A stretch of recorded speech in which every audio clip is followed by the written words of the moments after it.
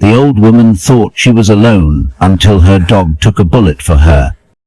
What started as a quiet life in the countryside turned into a story of loyalty, survival, and a hero no one saw coming.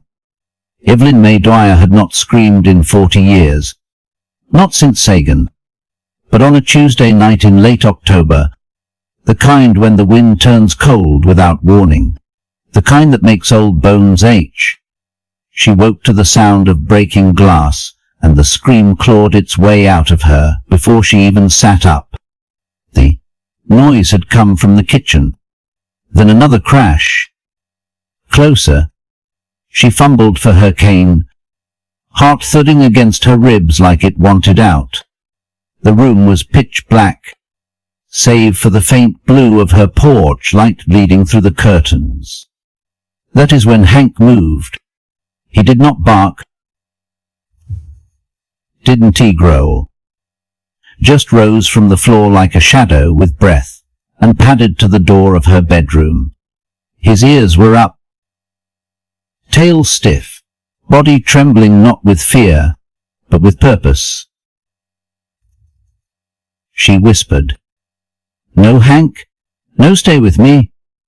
But he did not listen, because he was not that kind of dog. They would only known each other 3 weeks. She would found him at the Montgomery County Canine Rescue Center, 30 minutes outside of Frederick, Maryland. He was the last one in the back row, old, thin, grizzled with a jagged scar running down his left hind leg. They would told her he was a retired military dog canine unit. 2 tours overseas, handler killed in action. Hank had not looked at her the way the others did, no wagging, no whining. He just watched. Evelyn had seen that look before, in the mirror, in the waiting room, on the men and women who carried invisible wounds. So she took him home. Just for the winter, she would told herself.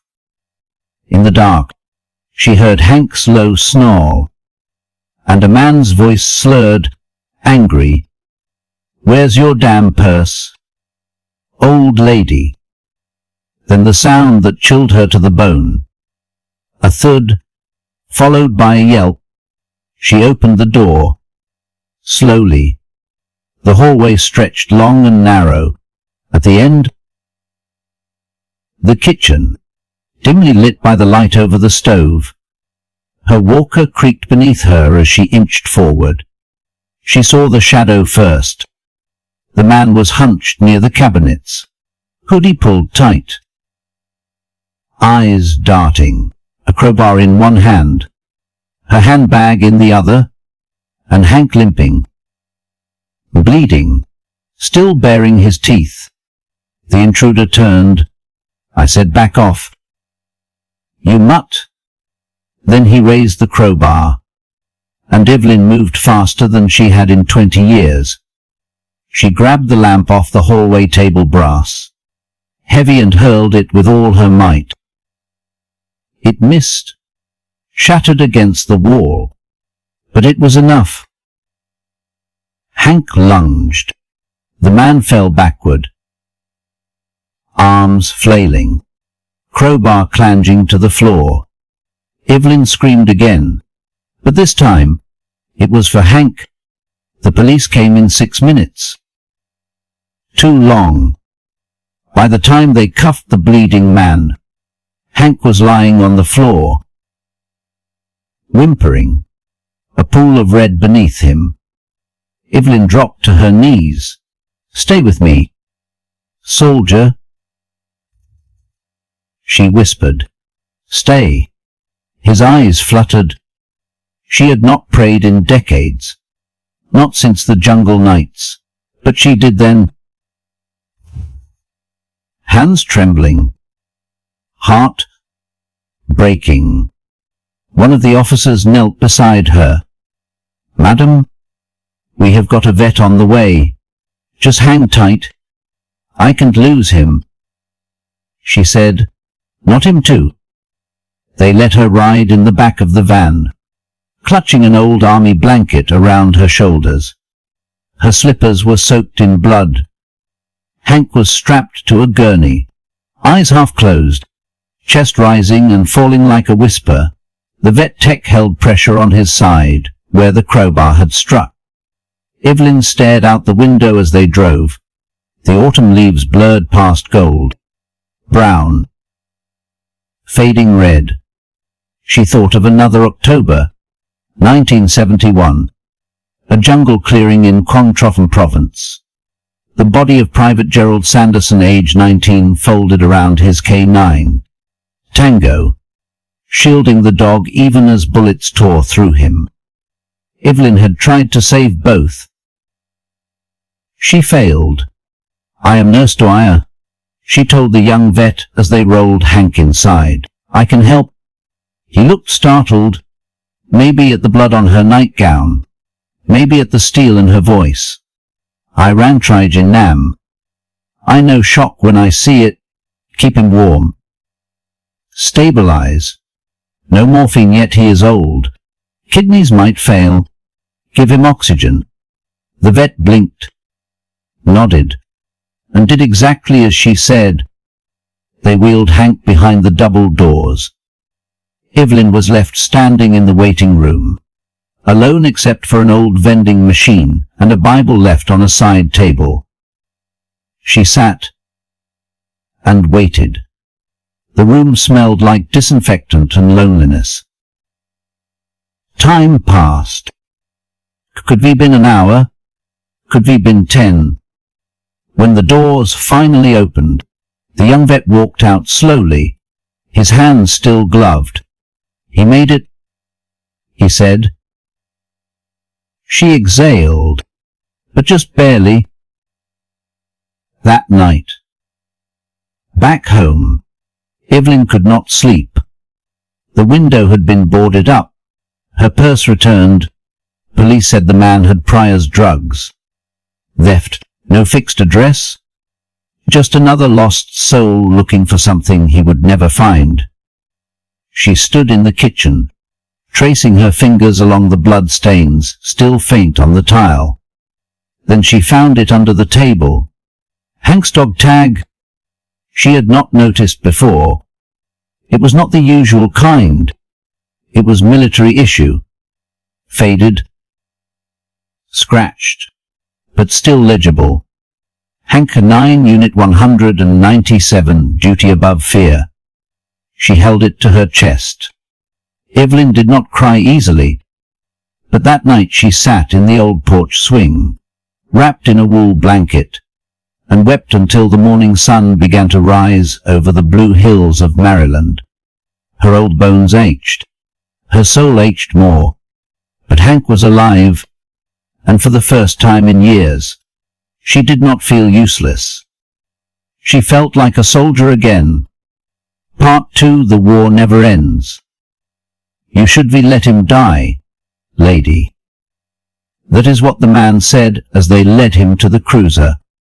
Wrists cuffed behind his back, blood trailing from his busted lip. Evelyn did not answer. She just stood barefoot in the driveway, Hank's dog tag in her hand, her nightgown speckled red and clinging to her skin in the October wind. The officer shut the car door, and for a moment, all she could hear was the hum of cicadas and the soft rustle of dried leaves blowing across her porch steps. Hank had survived, but not without damage. The crowbar had cracked 2 ribs. There was internal bruising, a deep gash near his right shoulder, and signs of cardiac strain. They would kept him overnight at the county vet hospital near Thurmont, hooked up to fluids and oxygen, with a patch over his side and pain meds trickling through an IV. "He is a fighter," the young vet said. "Eyes tired but kind, but he needs rest, and someone who will stay close." Evelyn just nodded. She had not slept either. She was not about to start now. The next morning, she brought Hank home. He limped as he walked, head low, tail dragging, but he insisted on walking in on his own paws. Always the soldier. She laid an old quilt by the fireplace, the one her mother had made during the war, and helped him settle down. The house was quiet again. Too quiet. No police. No sirens. No shouting. Just the tick of the grandfather clock in the hallway, and the slow, laboured breath of a dog who had almost died for her. Evelyn sat in her rocking chair beside him, one hand resting on his back. Same eyes. She whispered, "You have got the same damn eyes as Tango." It had been 53 years since Vietnam, but some things never left. She still remembered the first field hospital tent, the smell of diesel fuel and blood, the way the choppers came in screaming over the tree line with boys barely old enough to shave. Missing limbs, eyes wide and wild, and the dogs came too. They were the ones who went first through the jungle, into the mines, across the wire. And sometimes they were the only ones who came back. Tango had come in on a stretcher, shrapnel in the belly, cuts across the flank. His handler, a kid from Indiana, had thrown himself over the dog's body when the blast hit. The boy died on the table. Tango lived, and Evelyn stayed by his side until he could walk again. She had not thought about that dog in years. But now, sitting beside Hank, the memories came flooding back. 3 days later, the paper ran the story, "Veteran and K9 thwart home invasion." There was a grainy photo of her porch, crime scene tape still fluttering in the wind, and a small blurb about Hank, retired military dog, 13 years old, protected homeowner during attempted burglary. Sustained injuries, expected to recover. People started calling. The local VIF, a high school journalist from Frederick, a woman from Silver Spring who said her father served with K9 units in Iraq and wanted to donate for Hank's medical bills. Evelyn declined them all. She did not want money or attention. She just wanted people to remember. It was during one of those long, silent afternoons that she found the file. An old manila folder tucked inside a dusty box in the attic, marked Hanked Release 2016. Inside, a thin stack of papers. Discharge report. Training history. Handlers listed by code, and a final page with a notation. Operation Firelight Mosul asset recovered hostages purple, poor candidate not awarded. Evelyn read that line twice. Then again. He had saved lives, actual human lives, and no one had even given him a medal. She called an old friend, Major Lorraine Finch, Army Nurse Corps. Retired. They had not spoken since 99. But some friendships, like war wounds, do not fade. Still raising hell. Evie. Lorraine asked, her voice rough with smoke and time. "I have got a K9 with a scar bigger than mine and more medals missing." Evelyn said. Lorraine laughed. "What do you do?" "Adopt Rambo. Close. His name's Hank. He saved me. Now I want to return the favor." The next week, Evelyn mailed a letter to the local congressman, handwritten on lined paper in her careful cursive. She included the vet's report, the discharge file, and a copy of the article. Then she wrote, "I have buried too many soldiers in silence. This one's still breathing. Dante let him go forgotten. Time moved differently after that. Hank healed slowly. Each day he stood a little straighter, walked a little farther. Evelyn cut back on the pain meds, started giving him warm broth with rice and carrots. She played old Patsy Cline records and sat beside him on the porch swing, where he could watch the road. He liked the swing.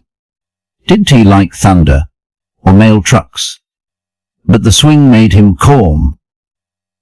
Sometimes, when the wind was still, Evelyn saw she could hear him dreaming little whimpers.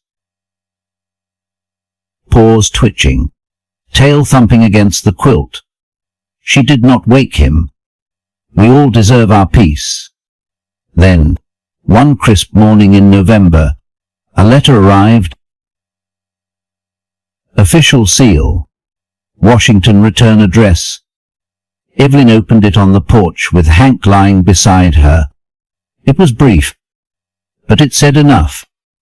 In recognition of K9 197 Hank and his continued valor in protection of American lives both in service and in civilian life, we hereby recommend him for a local service commendation and symbolic honor medal. Ceremony details to follow. At the bottom, 2 signatures, one from the congressman, the other from a colonel she would once known back in a field tent near Da Nang. She looked down at Hank. He was sleeping, muzzle white, ears twitching. I told you, she whispered. Eyes full. No soldier gets left behind. Part 3, the dog no one wanted. It was raining the day she met him. Not a storm. Not thunder. Just that slow, steady kind of rain that soaks through your coat and bones alike. The kind that smells like rust and memories. Evelyn had driven herself out to the Montgomery County K9 rescue shelter. Half an hour past Frederick, a place tucked behind a cornfield and a row of rusted mailboxes. She did not tell anyone she was going. Didn't even know she was going until she turned off Route 40 and saw the old wooden sign. Retired service dogs looking for home. It stopped her heart. She had not planned on adopting. She was 74, lived alone in the same white clapboard house her husband had built with his brothers in 1963. The porch sagged. The roof needed work. The garden was mostly weeds now, except the lavender, which refused to die. And yet, there she was, parking the Bic, walking in with her raincoat buttoned wrong, and an H in her hip that never left. The woman at the desk was young late 20s. Tired eyes, sleeves rolled up to her elbows. You here to volunteer, madam? Evelyn said, gently, I am here to meet a soldier. The shelter was cleaner than she expected. Not fancy, not new, but clean. The air smelled of bleach and damp fur. There were rows of kennels, most occupied. Some of the dogs barked as she passed. One spun in circles, another whimpered behind a torn blanket. But she kept walking, because something inside her said not yet. Then she saw him. Back corner, silent, still, sitting in the shadows like a ghost too proud to rattle chains. The card clipped to his gate read, Hank 13 Yost K9 Unit retired. Handler deceased. Mild hip dysplasia. Needs quiet home. No children. Not recommended for adoption. Not recommended. 3 words that hit harder than a bullet. Evelyn stood in front of his kennel a long time. Hank did not come to the gate. Didn't he whine? Just stared. His ears were scarred, one lower canine chipped. He had the heavy, square head of a German shepherd, but the frame was leaner now, muscles fading under age and grief. There was something familiar in his stillness. That controlled. Silent waiting. She remembered it from the wards, from the jungle tents, from the eyes of boys who had seen too much and could not say a thing. She knelt slowly. "Soldier," she said, "you waiting for orders?" The shelter tech came up behind her. "You do not want him," she said quietly. "He is complicated. Doesn't he trust easy? Paces at night. Growls in his sleep. One T-play. Just lies there." Evelyn did not take her eyes off Hank. "What happened to his handler? Ed in Syria. 2016. Died shielding a civilian convoy. Hank was with him, took shrapnel to the hind leg. They say he did not eat for 5 days after. And no one's wanted him since." The tech hesitated. "2 families tried. He snapped at a kid once. Nobody wants an old war dog. Too much trouble." Evelyn reached through the bars. Hank did not move, but he did not flinch either. She whispered, "That is okay. I am not easy either." The adoption forms were thick. "Madam, are you sure?" the shelter director asked. "He has got medical issues. He is unpredictable. He is a veteran," Evelyn said firmly. "That shut them up." She took him home the next morning. The first few days were quiet. Hank paced a lot. Wouldn't he eat unless she sat beside him? Barked at the reflection in the microwave door. Slept curled in the hallway facing the front door, like he was guarding something that no longer came. Evelyn did not push. She just gave him space. Routine. Patience. And music. Old records from her husband's collection, Hank Williams. Loretta Lynn. Willie Nelson. The good stuff. The kind that seeped into your soul without asking. Hank seemed to like that, especially Patsy Cline. On the 5th day, he followed her to the garden. She was pulling up dandelions, one knee in the dirt. When she felt him watching, she turned, smiled. "You gonna supervise?" "Sergeant." He sat under the maple tree, ears up, tail curled beside him, quiet as always, but there was a softness in his eyes now. She tossed him a stick. He did not chase it, just walked over, picked it up, and dropped it at her feet. That night, she dreamed of the jungle. Same as always, humid air, gunfire in the distance, the sharp metallic tang of blood. But this time, when the sounds came rushing in, she was not alone. There was a shadow beside her, and it growled. When she woke, Hank was pressed against her side, protecting her. The first real breakthrough came 2 weeks in. It was raining again. The roof dripped in the corner by the back door. She was stirring soup on the stove, humming softly. Then she heard it, a low, uncertain whine. She turned. Hank stood by the front door, eyes wide, head low. She did not understand until she remembered the thunder, the sharp crack outside minutes before. She went to him, kneeled. "I got you," she said. He leaned against her, shaking, and in that moment, Evelyn knew. He had been brave too long. They learned to heal together. She gave him time. He gave her purpose. She started cooking again, sleeping better, even joined a veterans group downtown for the first time in years. People asked about the dog. She told them the truth. He is not just a dog, she would say. He is someone who remembers.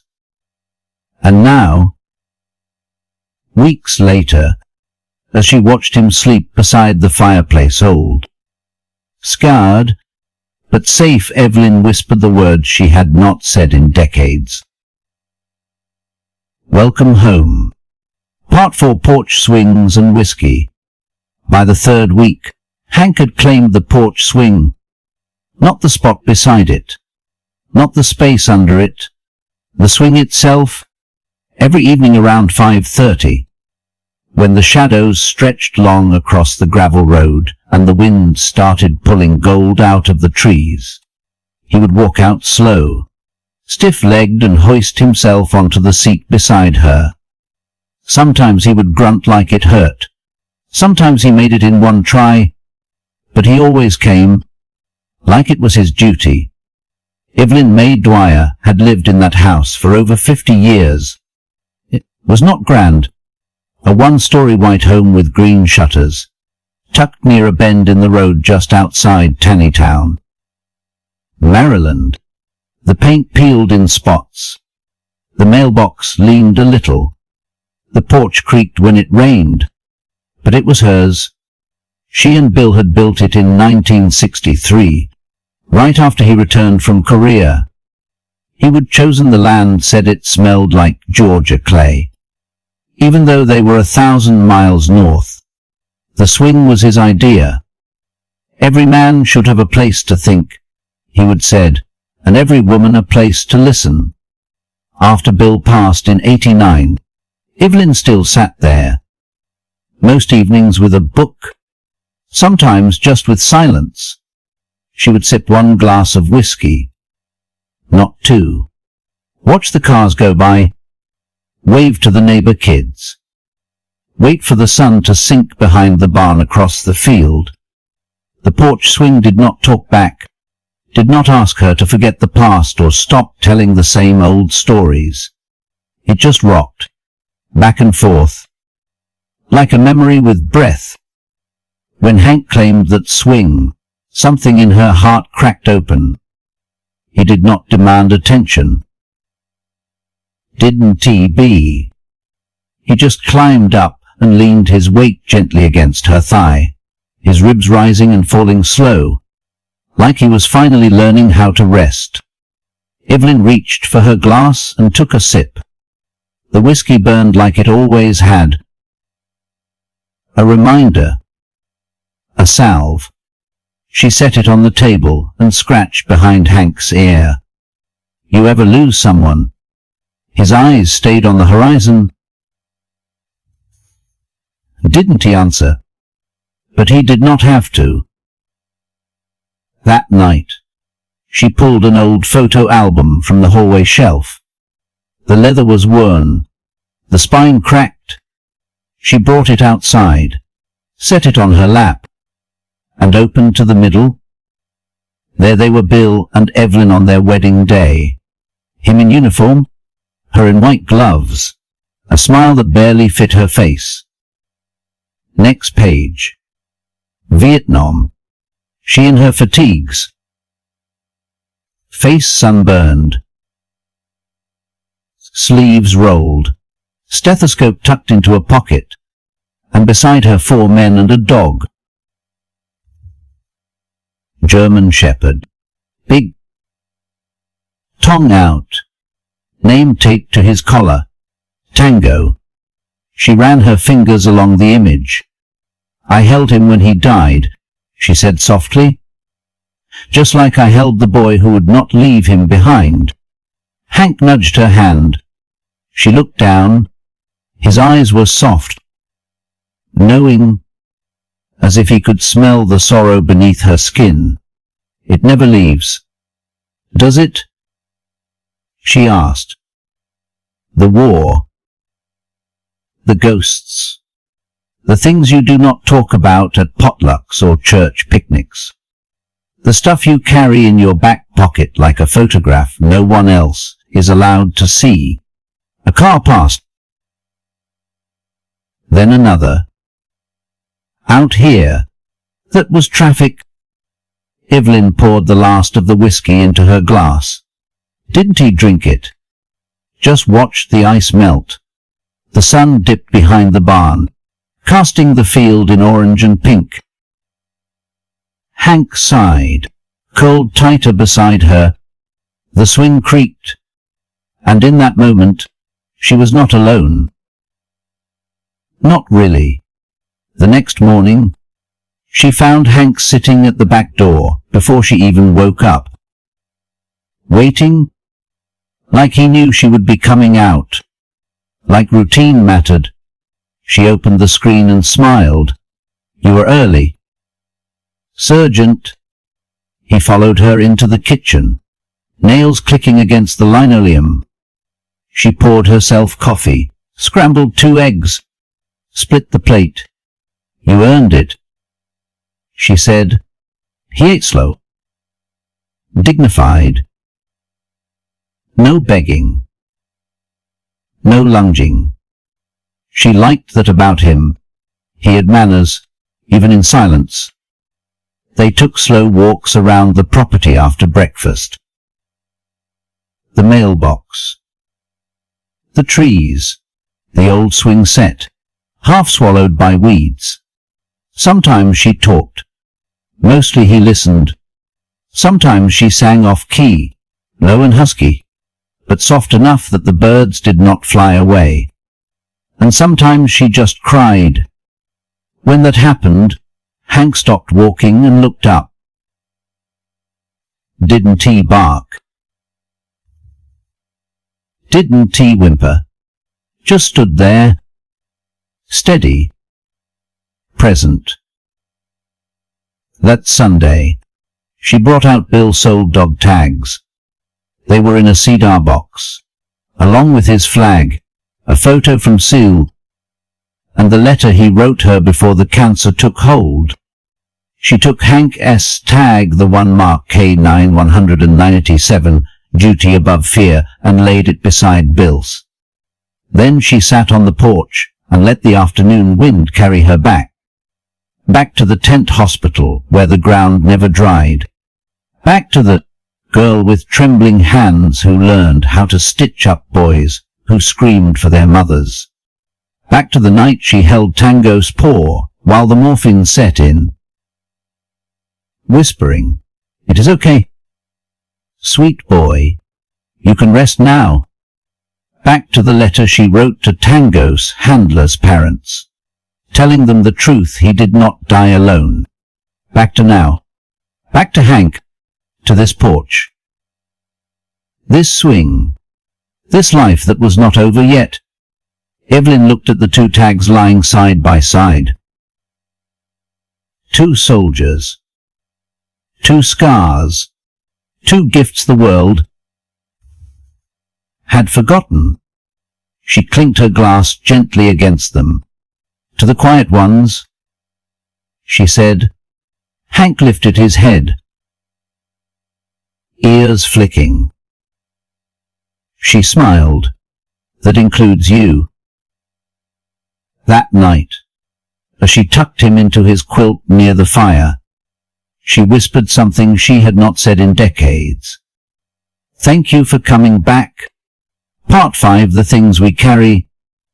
There was a small wooden box in the hallway closet. Second shelf from the top. Evelyn had not touched it in over a decade. It was her do not open unless you have to box. The kind that held more than just papers. It held weight, the kind pressed into your chest at 3 in the morning, when the past 1 tea let you sleep. She brought it down slowly. The latch stuck. The lid groaned. Inside, yellowed documents, old forms, a photograph of a field hospital, and a sealed envelope she had never opened. but what caught her breath was a dog collar leather. Cracked, stiff with time, it still smelled faintly of sweat and jungle earth. She picked it up gently and wept. Tango. She had not said his name aloud in years. The collar had come in the mail 6 months after she returned home from Vietnam. No note. Just the collar, sealed in a military envelope. Her name typed on the front. She had never told anyone about that night how Tango had crawled across the blood-soaked ground to lay his head in her lap. How he would waited to die in peace, with someone beside him. Hank was watching her now, from his spot near the fireplace. Ears perked, eyes soft. It was uncanny. Sometimes, the way he understood silence, like he would seen the same ghosts. She knelt down, holding the collar. This was his. She said, "The first soldier I could not save." She placed it beside Hank's new one, then walked to the kitchen, pulled out her recipe box, and grabbed a notacard. She wrote 4 words, "The things we carry," then placed it between the 2 collars. That phrase stuck in her mind for days. It was something her husband used to say after the war. When Evelyn asked why he kept his boots polished, or why he never threw away his canteen, Bill would shrug and mutter, "We all carry things, Evie. Some you can see, some you can tee." It meant more to her now, because Hank carried things too. You could see it in the way he watched doorways before walking in, the way he slept facing the exit, the way loud noises made him flinch. Just a little. He had his ghosts. Just like she did. She started writing again. Nothing fancy.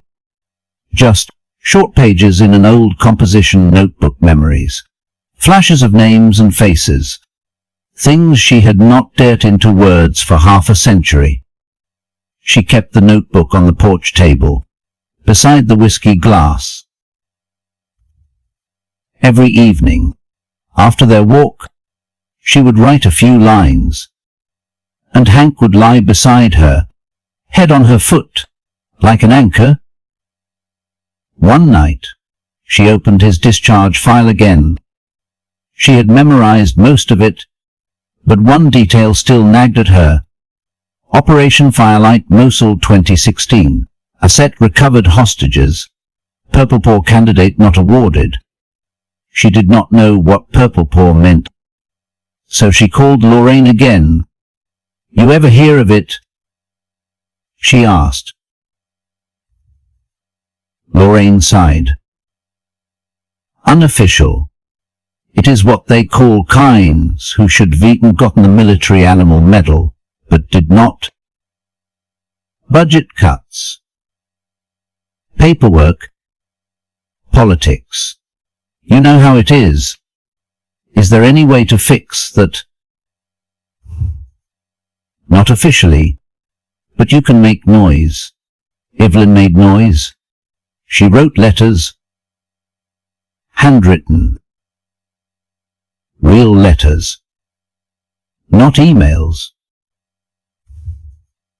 To congressmen, to veterans groups, to newspapers. She called a local radio station and told them about Hank. A week later, they aired a 2-minute segment. Retired war dog saves elderly woman in Tannytown break-in. The phone started ringing again. Some people offered donations. Some just said thank you.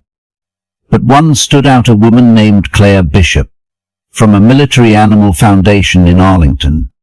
She left a message. "Madam, I read your letter, and I believe Hank deserves to be honored properly. We would like to help." A week later, a manila envelope arrived. Inside, a certificate, hand-lettered, in honor of courage, loyalty, and continued service of kind Hank, Operation Firelight recipient of the Golden Collar of Valor, and a small medal, gold, with a star in the center. Not official,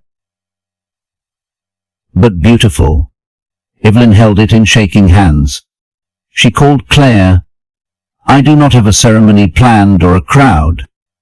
Evelyn said, "That is all right." Claire replied, "Sometimes the quietest medals mean the most." That evening, she dressed in her old uniform jacket. Didn't he fit quite right anymore? The buttons strained. The color had faded, but it still smelled like 1971. She brought Hank out to the porch, sat beside him, pinned the medal gently to his collar, then poured 2 glasses of whiskey. "One for you," she said, setting a bowl beside him with a splash of watered-down rye, "and one for Bill."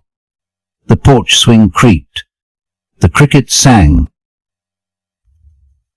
And somewhere, far away, the war fell silent. They sat there until the moon rose. No cameras. No speeches. Just an old woman, a tired dog, and a country that still had room for both. The next morning, Evelyn placed the medal box beside the folded flag on her mantel. Under it, she wrote a small card, "To the ones who never stopped serving."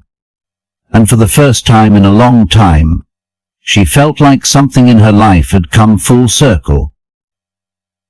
Not healed, but honored. And that was enough. Part 6 in the line of duty again.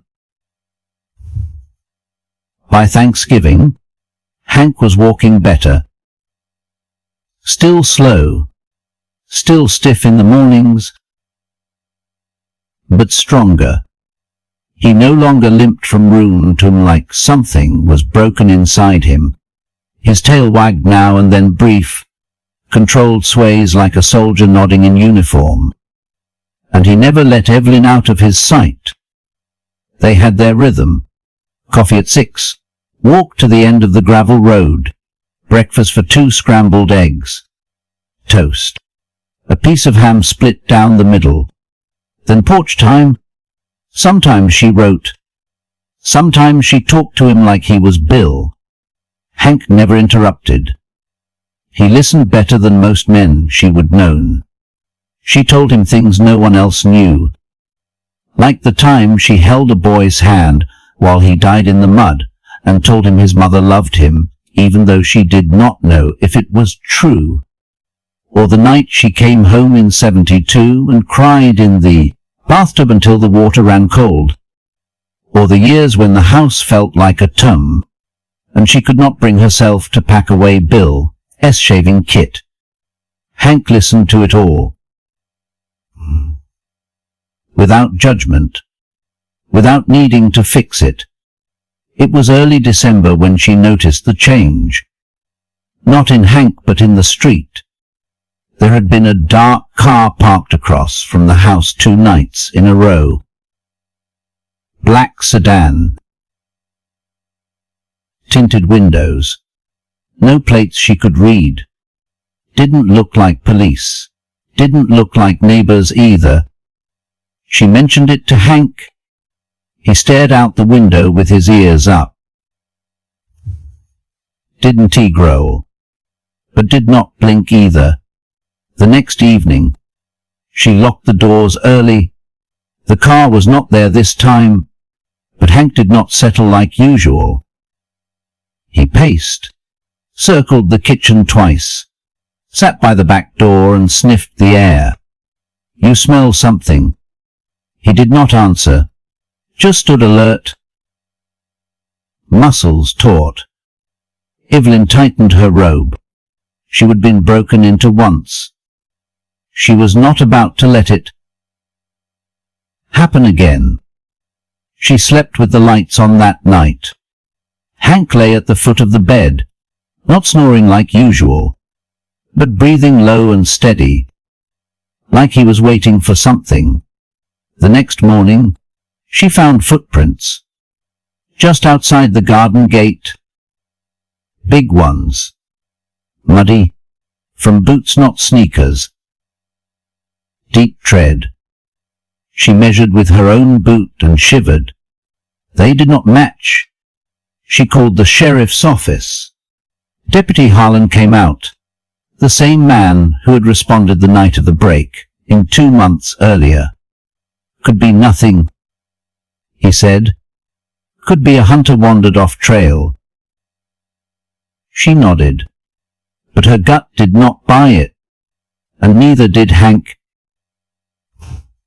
That evening, Evelyn went into the hall closet, opened Bill's old ammo box. Inside, .38 revolver, wrapped in flannel. Unloaded. She cleaned it, loaded 5 rounds, clicked it shut, then set it beside the nightstand, just in case. 2 nights later, the power went out. It was after 9:00. The house had already settled into quiet. She was halfway through a crossword by lantern light when everything went dark. Heater, lights, even the clock on the stove. And then Hank growled. Not his usual warning growl. This was deep, from his gut, a sound full of teeth and history. She grabbed her cane. Listened. Footsteps. Back porch. Careful, slow. Not a neighbor, not a child. A lock clicked. She did not scream this time. Didn't he freeze? Didn't he? Wait. She grabbed the revolver, stood behind the kitchen door, heart pounding like jungle drums. The knob turned, the door creaked open, and in a flash Hank moved. He launched into the darkness like he was young again. No hesitation. No pain. Just instinct and duty. The man grunted. Furniture scraped. Something shattered. Then a yell. Then silence. Evelyn stepped out, revolver raised with both hands. The man was on the ground, face down, arms pinned beneath Hank's weight. He was not the same burglar from before. This one was younger. Wearing gloves, mask pulled down around his neck, his eyes wide with shock and pain. Hank stood over him, mouth clamped around the man's forearm, not breaking skin, but holding firm. Evelyn called 911. The deputies came quick this time. Apparently, the black sedan had been spotted casing 2 other homes in the county. They took him in, called it attempted burglary with intent to harm. But Evelyn knew better. She had seen enough men in the war to recognize what this one had in his eyes. He was not there for cash. He was there to hurt someone. And Hank stopped him. The vet came the next morning to check Hank's leg. He was limping again, bruised his shoulder in the takedown, but otherwise fine. You got a hell of a watchdog, Dwyer, he said, patting Hank's head. She replied, voice even. I have got a soldier. Later that day, she made a phone call to the same number on the award letter, told them what happened. Didn't he ask for another medal? Didn't he want a headline? But she said one thing, voice low and steady. He is still serving, whether they see it or not. That night, Evelyn made stew, thick and rich just like Bill used to like it. She set a bowl on the floor for Hank. extra meat, less broth, then poured herself a small glass of rye, sat on the porch, and watched the wind dance through the bare trees. Hank curled at her feet. She whispered, "You did good." And for the first time since the war, Evelyn slept through the night, without dreaming of bombs, without waking to screams, just the steady breath of a dog who refused to stop protecting her. Part 7. The Letter to Congress. Evelyn had not written to Washington since 1975. Back then it was a desperate letter to a senator's office in Baltimore, asking why her friend Lorraine never received her final disability pay. She would never gotten a reply, but some things were worth trying again. Because now, it was not just about Hank. It was about all of them. All the four-legged soldiers no one wrote letters for. No folded flags, no taps at dusk, no parades or plaques. Just silence. And sometimes, silence needed to be broken. She brewed a fresh pot of coffee, the good kind dark roast, not the instant stuff, pulled out her old Smith Corona typewriter. It had not been used in years, still smelled like ink and ribbon. She rolled in the first page, cracked her knuckles, and began. December 17th, 2024. To whom it may concern, my name is Evelyn May Dwyer, retired Army Nurse Corps, 1968-1972. I am writing on behalf of a fellow soldier, not a dog. His name is Hank, serial designation K9 197, formerly stationed in Mosul, retired and adopted from the Montgomery County K9 Rescue. On October 21st, Hank saved my life during a home invasion. He was injured protecting me. Last week, he did it again, this time stopping an armed intruder with enough force to keep him pinned until police arrived. He is 13 years old. He has arthritis. One bad hit. He is not just a dog. He is a veteran. Hank was previously submitted for a Purple Paw Award for Operation Firelight in 2016. It was never granted. I understand these decisions are complex, but I ask you now, plainly and without ceremony, do we honor bravery, or do we bury it? This dog has done more for his country than most will ever know. He deserves more than a quiet death in a living room. He deserves thanks, and if he can get a medal, then at least give him a name in your records. Because I remember what it was like when names went missing. Sincerely, Evelyn E. Dwyer, Taneytown, Maryland, Army Nurse Corps. Honorable Discharge, 1972. She signed it in ink, hands trembling but not from age. From purpose. The next morning, she made 6 copies, one to her state representative, one to the senator's office, one to the local paper in Frederick, one to the Montgomery County Veterans Office, one to the Military Working Dog Foundation, and one to keep for her own files, just in case no one answered. Then she went outside and hung the flag. It had been folded in its triangle for decades, tucked into the shadowy corner of the living room shelf. But that morning, she raised it on Bill's old flagpole, the one he used to keep waxed every Memorial Day. The fabric unfurled in the wind, bright against the grey December sky. Hank sat beside her, watching. "You earned that," she said, touching his collar.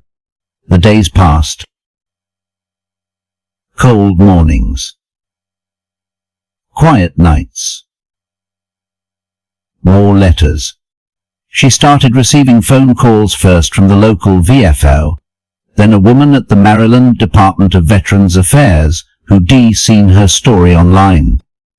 "You have struck a nerve," the woman said. "People remember more than we think." 1 week later, Evelyn got an invitation from a staffer in Congressman Alan Rose's office. "Dwyer, we would like to invite you and Hank to a recognition ceremony at the Frederick County Courthouse. The congressman would like to present a certificate of commendation for Hank's service." Evelyn did not cry often, but she hung up the phone and let the tears come. Not because it was a medal, not because it was a certificate, but because someone was listening. She called Lorraine that night, told her everything. "I hope they know who they are dealing with." Lorraine chuckled. "You still scare the hell out of bureaucrats."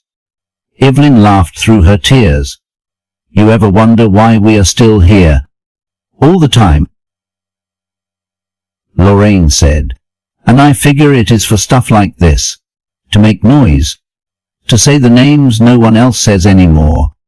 The ceremony was set for January. Small, dignified, held indoors at the old courthouse near Market Street, where marble met linoleum and the heating never quite worked. Evelyn pulled her dress coat from the closet, brushed off the mothballs, pinned her own service ribbon beside the lapel. She brushed Hank that morning, too carefully working through the patches of fur around his old scars, speaking gently as she ran the comb down his spine. He licked her hand when she finished, then sat perfectly still, waiting for the leash. At the courthouse, she was greeted by 2 aides. They led her through the side door and into a room with folding chairs and a small podium. Maybe 20 people sat in quiet rows, local veterans, reporters, a couple schoolchildren holding small flags. The congressman wore a dark suit and thick glasses. He smiled as she entered. And then, without preamble, he began to speak. "Today, we recognize not just service but sacrifice. Not just strength but loyalty. Hank is not a symbol. He is a soldier. He has no voice. But he has done what few would dare. Twice. He put his body between danger and his handler, and though that handler has passed on, Hank has continued to serve, now protecting a woman who herself once served others. Courage does not come with age. It endures through it." Then he stepped down, kneeled beside Hank, and held out the framed certificate. Hank did not move. Didn't he bark? Just stared forward, steady, calm, unblinking. Like he understood. There was no applause. Just silence. And then Evelyn's voice, barely above a whisper. "Thank you for seeing him." They walked home slowly that evening, cold wind in their faces, the flag still fluttering above the porch. Evelyn hung the certificate beside Bill's photo, then sat down on the swing. Hank curled at her feet. She did not say much. Didn't he need to? Because sometimes the loudest moments in life are the quiet ones. And that night, as snow began to fall over Tannytown, Evelyn looked down at the sleeping dog beside her and said softly, "You were never just a dog. You were always a name worth remembering." Part 8, the ceremony. They told her it would be small. But when Evelyn stepped into the auditorium at the Frederick County Veterans Center, her breath caught. Not because it was fancy, it was not. Fluorescent lights,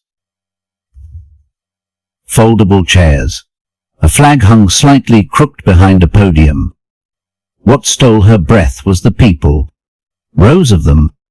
Veterans in uniform coats with patches worn thin. Young families holding handmade signs.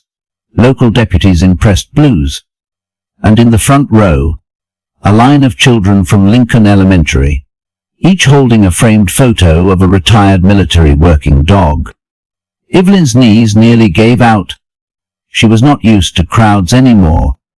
Wasn't too used to being seen. But Hank walked beside her with the calm of someone who defaced fire and never flinched. He did not rush or hesitate, just matched her pace, step for step, down the center aisle. Someone whispered, "That is him." Another said, "That is the dog from the paper." But most just watched in silence as the old woman and the old dog made their way forward like it was a march they would been on forever. The program was short. A prayer. The pledge. Then a young woman in army green stepped to the podium. She introduced Evelyn, listing her years of service, her medals, and her work with the VA after returning home from Vietnam. Then she paused. "And this," she said, "is Hank, K9 197. Veteran. Protector. Hero." Someone in the back stood. Then another. Within seconds, the entire room was on their feet.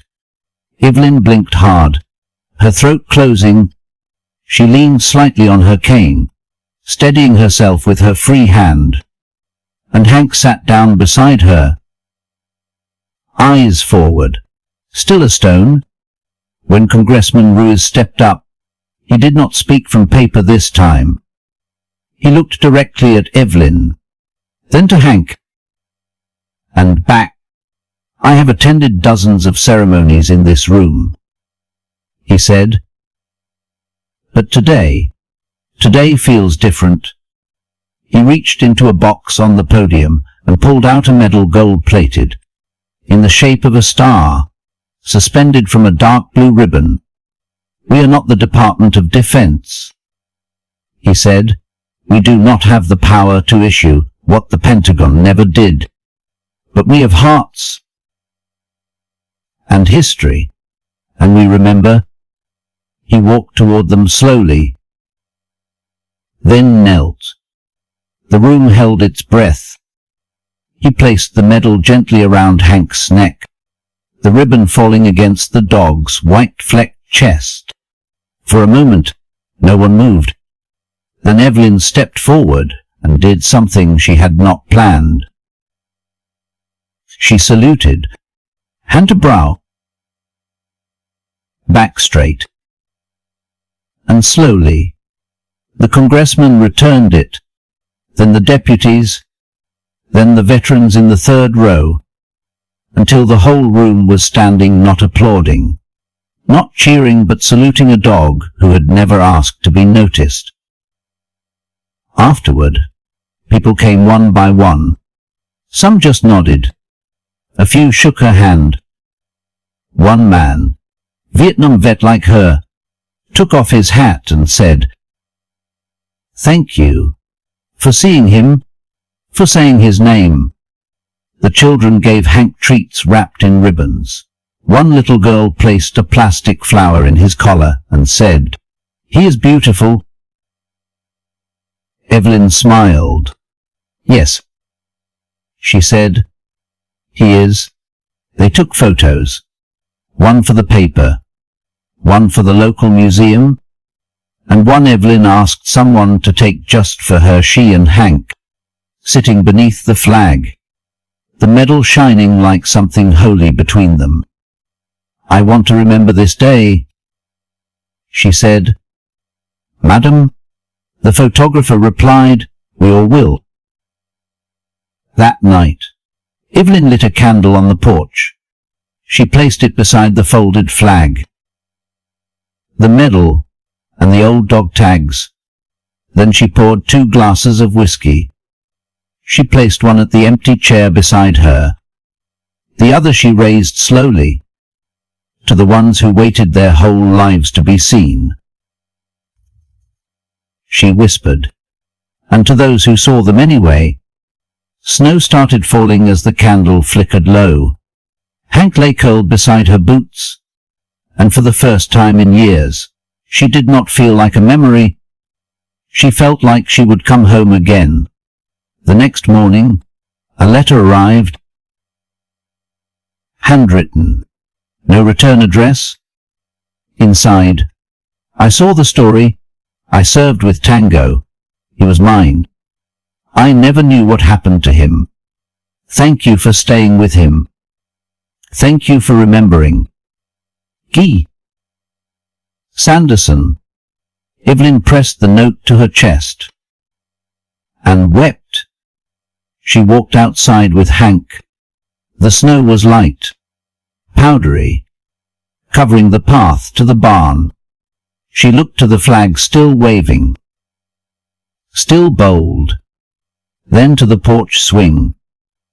She sat, and Hank, as always, joined her.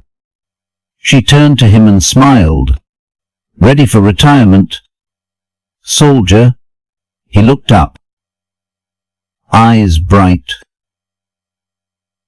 tail thumping, and in that moment, the world was right, because some wars do not end with parades. Some do not end at all. But sometimes, if you are lucky, you get a quiet ceremony, a moment of grace, and someone who never stops walking beside you. Part 9. The bench by the tree. Winter melted slow that year. By early March, the snow was gone, but the earth stayed wet and heavy, holding on to the cold like an old man with a stubborn grudge. Evelyn did not mind. She would seen enough winters to know that spring comes when it is ready, not a minute sooner. Hank moved slower now. The walks were shorter. Sometimes they did not leave the porch at all. He still got up every morning, still followed her from room to room, still watched the door with those same steady eyes. But the fire was dimmer. She saw it, felt it, the way his legs trembled when he stood, the way he struggled to lift his head after a nap, the way his breaths stretched longer between each rise and fall. He was tired, and Evelyn knew tired when she saw it. That spring, she had a bench built beneath the old red maple out back. It was not fancy, just planks of pine with a wide seat and a solid back. She sanded it herself, painted it a soft grey, and carved 2 names on the side in her careful, practiced script. Hank, Bill. She smiled as she carved, the blade firm in her hand. My 2 soldiers, she said. Each afternoon, they made their way out to the tree. Some days it took a while, Evelyn with her cane, Hank with his careful steps. But they made it. She would bring a cushion for him and a thermos of coffee for herself. They would sit and watch. The field, the sky, the robins pecking in the dirt. Sometimes she talked. Sometimes she read aloud. Once or twice, she sang an old Patsy Cline tune, soft and slow. Hank did not always stay awake, but he always stayed close. One warm afternoon, she took off her shoes and let her feet rest in the cool grass. She leaned back, the bench creaking beneath her, and looked up at the canopy of branches stretching overhead. I used to think grief got smaller with time, she said, but now I know it does not. We just learn how to carry it. Hank lifted his head, ears twitching at the sound of her voice. You helped me carry mine. she whispered, "and I hope I have helped with yours." She reached down and ran her hand through his fur. It was thinner now, softer. The strength in his shoulders had melted into bone and memory. Still, he licked her fingers and rested his chin on her knee. That night, she wrote in her notebook, "He is fading like the last light over a battlefield slow." Reluctant, brave. The next morning, Hank did not get up right away. He lay in his bed by the fire, eyes open. But still, she sat beside him, brushing his ear, her fingers steady even as her heart cracked in two. "You do not have to keep fighting, sweetheart," she said. "You have done more than enough." He blinked slowly, then closed his eyes again. She called the vet. Didn't he say the word? Didn't he need to? The young woman on the line understood, said she would come that afternoon. Evelyn hung up and stared out the window at the bench under the maple. Then back at Hank. "I think we should go sit one last time." It took her nearly 20 minutes to get him into the old garden wagon. She lined it with blankets, lifted him in carefully one paw at a time. He did not resist. Didn't he whimper? Just looked at her the way Bill had looked the morning he would taken off his wedding ring before surgery. Like he knew, and he was ready. She pulled the wagon, slowly, the wheels crunching against gravel. Then grass. Then the soft earth near the roots. They reached the bench just as the sun broke through the clouds. Evelyn sat, reached into her coat, pulled out Hank's medal. She did not place it around his neck this time. She just held it, then took his paw and placed it gently over the ribbon. They sat like that for a long time. Birds chirping, wind whispering through the branches, Hank's breath slow, heavy, peaceful. She talked, told him about Bill's last fishing trip, about the first time she ever saw snow in Korea, about the boy who had given her a daisy after she stitched up his arm. His name was Michael. Never forgot that. She paused. "I won't forget you either." When the vet arrived, Evelyn did not cry. She nodded, listened, sat on the grass and held Hank's head in her lap while the injection was prepared. The wind picked up. Petals from the cherry tree near the fence drifted across the lawn like soft confetti. Hank's eyes stayed on hers until they did not.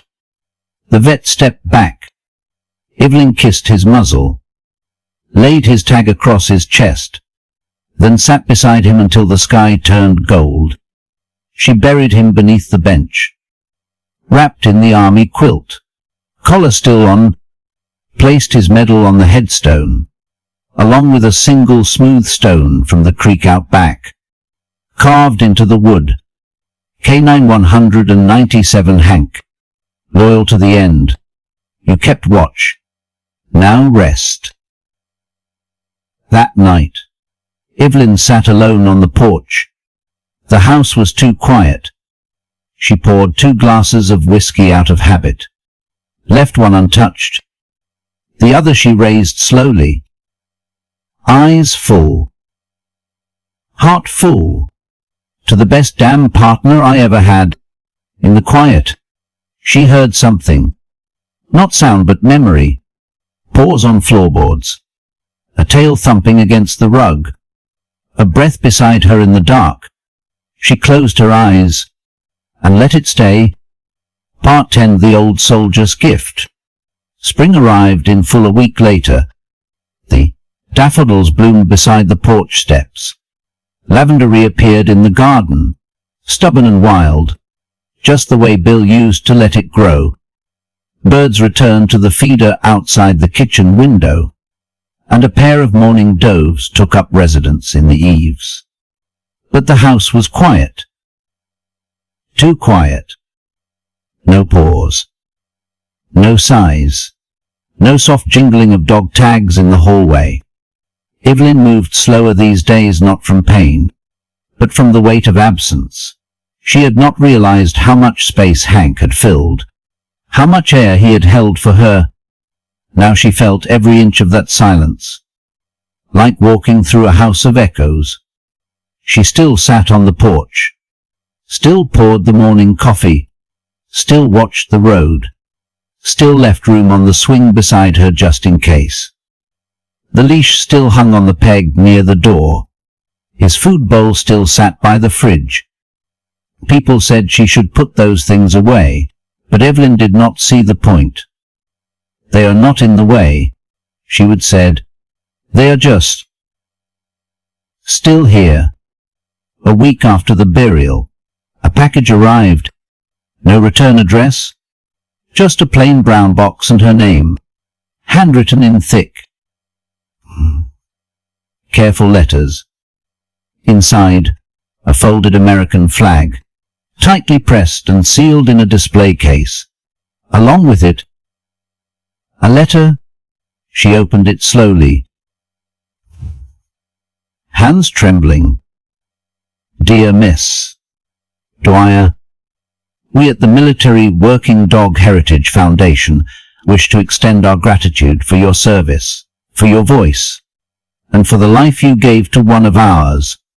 Included is an honorary burial flag, usually reserved for human veterans. Exceptions are rare, but bravery is not always human. We have also submitted a formal request to have K997 Hank added to the memorial roll in Arlington's Kine Hall of Honor. May his name be remembered where so many others were lost. With respect, Captain L. Rhodes, as Army Ret. Mid-Heritage Foundation. Evelyn held the flag to her chest and rocked slowly on the swing. She did not cry. Not yet.